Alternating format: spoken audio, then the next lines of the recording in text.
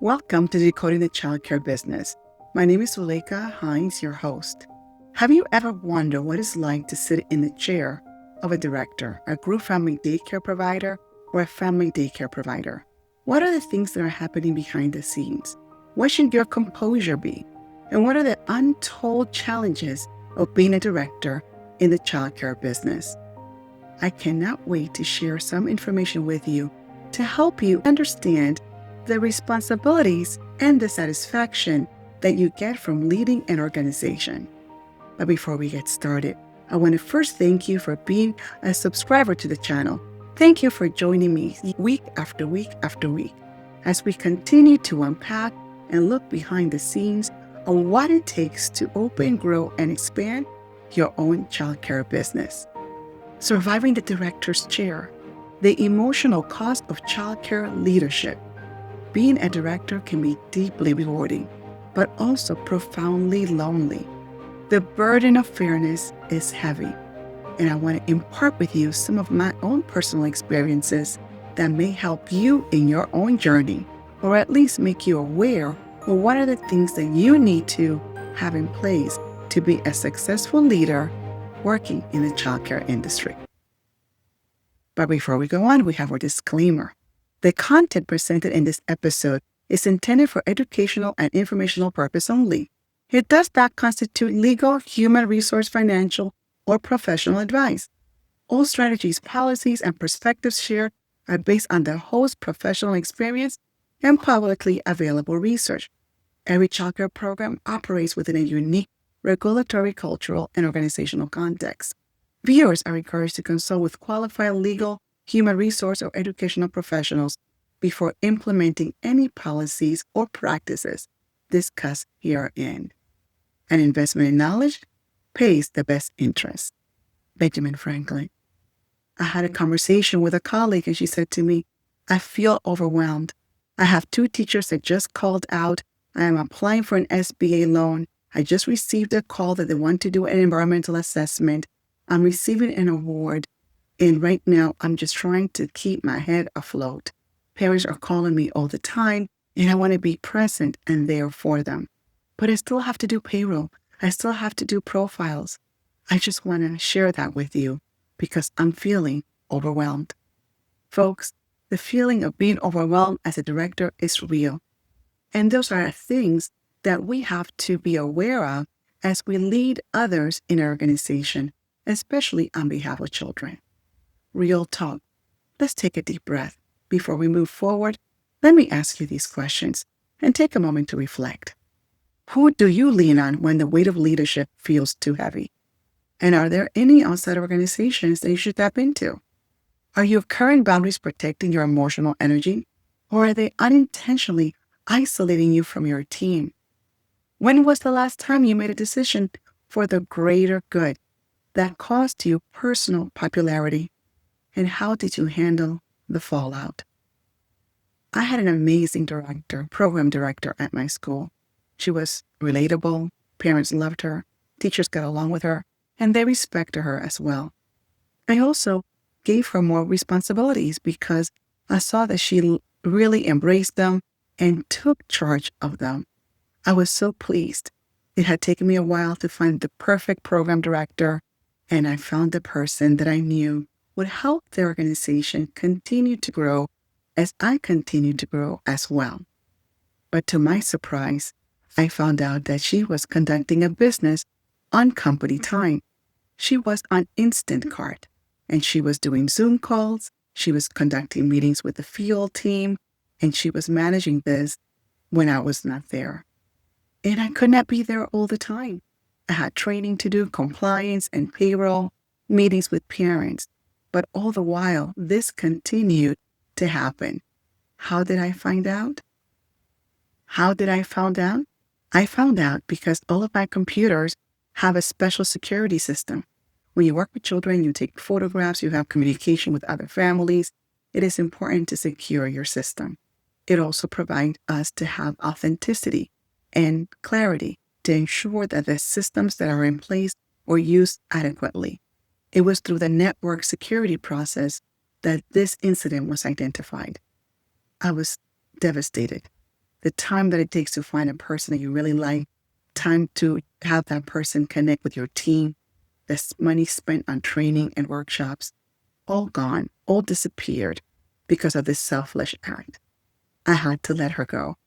And in the midst of letting her go, she went ahead onto social media, wrote about us, publicly denounced us under a false name, and that stayed there on the web.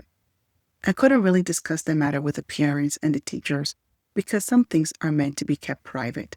Others may disagree, but I felt that it was important to move forward, to move forge ahead, and to be able to create the boundaries and the energy and the positive atmosphere that was needed to adjust to a change of the guards at that time. It was hard. It was difficult. It was painful. I felt betrayed. But I leaned into my directors' friendships. I leaned into my God, I'm a Christian, and I just plunged ahead. There are times that situations arise beyond your control that you must maintain a level of ethics to move through those circumstances. What does the director actually carry?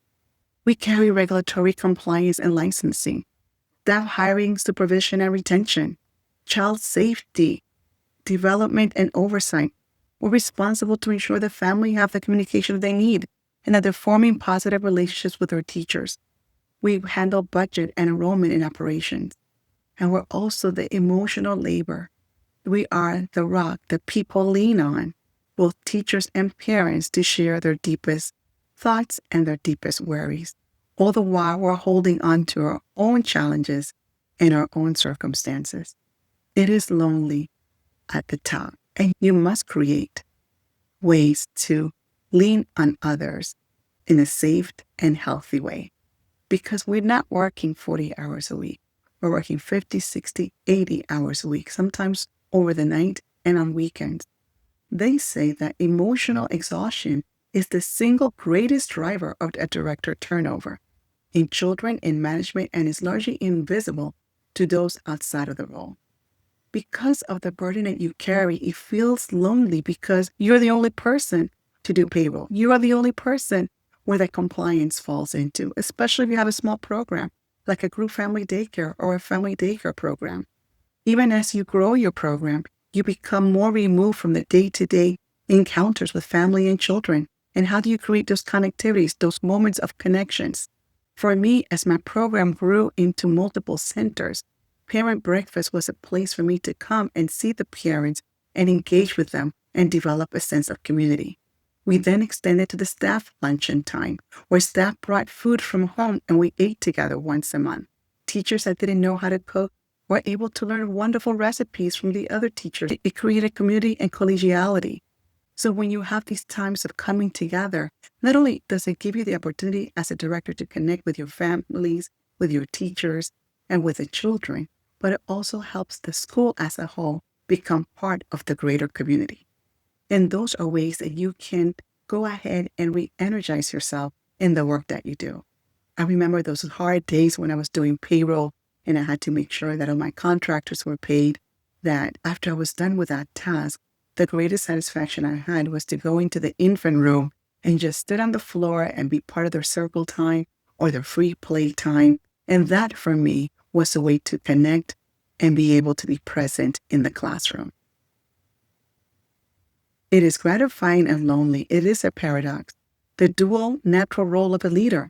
You are leaned on and judged by the same people who depend on you. I had an incident in my classroom, in my school, where a parent had decided to leave the country and they wanted to cancel the contract. And they said, Ms. Zuleika, if you cancel the contract with me, I promise I won't tell anybody else. But the problem becomes that if I start a school on a sand foundation, the whole structure will fall. And that's what I told him. How can I cancel a contract with you when I have all these other families that are also abiding by the contract and are relying on me to be ethical, are relying on me to follow the word the same way that they are following on their own word? On another incident, I was signing a lot of contracts, and my assistant had moved the pages to the signing of the contract where it is endorsed. One particular set of parents went ahead and changed the contract and wrote a different tuition in different terms. Being new in my role, had never dawned on me that someone will actually try to deceive me. And they did. And it was hurtful. But my attorney said that since I did not go through all the pages, as I should have gone through all the pages, the buck stops with me. And it does. Sometimes you are the last person where the buck stops with. You are the last person that the organization is depending upon. And it's up to you to make sure that everyone there is feeling positive and excited for the benefit of the children. If you are a director that is emotionally going through a lot of situations at your home, you cannot bring that to the school because your energy manifests itself across the atmosphere. Teachers and children and families will respond to you in a positive, negative way based on how you enter as a leader in your organization. It is important to maintain that level of balance. You cannot lean on your teachers to vent because your teachers must be of the best state of mind, in the best frame of mind to be able to care for those families. You must be a leader and rise to the occasion and find opportunities where you can isolate yourself or isolate the situation and find the most opportune time for the discussion. The emotional safety of the classroom and the school culture relies on the leader of the school. You are the conductor of your orchestra. And when you have all these different instruments, all these different personalities coming together, you must ensure and find a way that they work harmoniously for the betterment of the school and your children. So although the isolation is challenging, the reward is amazing. Don't vent to the people that you lead. Find that network of people that you can connect with to have collegiality. For me, it was the directors of early childhood in New York City. They met once a month. We were able to come together, talk about our challenges, our frustrations. Some of them became close friends that helped me navigate the most difficult aspect of the program by having them helping me understand the role of a director and what I needed to do was invaluable and is not discussed enough. But your challenges are real. And as long as you accept those challenges and understand that the circumstances that you have, the responsibility that you have is bigger than yourself, you'll be able to find the right opportunities to connect to others, organizations, and people that can be there for you and help you navigate your way. The burden of fairness is real. There are 6 principles of ethical leadership that I want to leave you with. Number 1 is respect. You must value other skills and contributions. Mutual respect creates secure environments where issues can be discussed openly. I had a teacher that her and I were not aligning. We were having challenges. And the challenge, I had to reflect, why is it that I'm having a challenge with this particular teacher? She comes on time. She's reliable. I know she runs a wonderful classroom. She's a great assistant teacher. The challenge for me was that she had a lot of questions, but that was not the issue. The issue was that she would always find me when I'm running to the bathroom, getting ready to meet with a parent, or running out the door to deliver some documents to the post office. I had to take a moment and step back and analyze with myself, what are these touch points with this particular teacher rubbing me the wrong way? And if somebody tells you they don't have someone in their organization that rubs you the wrong way, they're lying. Because we don't always get along with every single person, but we must respect them.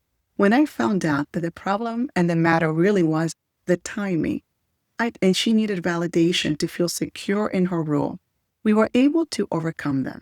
I found the opportunity to say to her, hey, listen, I'm about to go on a meeting in an hour.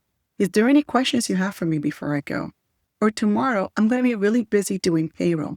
But if you want to speak to me tomorrow, wait until after 3 o'clock when I submit payroll and we can have a conversation. Do you think that would work for you? Once we were able to align and find a way to mutually come together, it completely changed the atmosphere and how we got along. Accountability. You must hold yourself accountable for actions, leading by example, communicating challenges, and never placing undue burden. I didn't speak bad of her. I didn't share my discomfort with her, with the team, because I had to first take a moment to reflect on myself. What was my role in the process? Why was I feeling this way? And what can I do differently to make this work? Because she was and is a valuable team member. Service, making decisions based on doing what's right for employees, families, and the broader community you serve. There were many times that I decided to forego a particular payroll because I was new and I didn't need. There was a particular time that I had to make a decision for the employees, families, and the broader community that I serve. And some of those decisions will require, for example, during COVID, closing the school down because having children online and teachers online with a 2-year-old on Zoom was not going to be effective and it's not developmentally appropriate.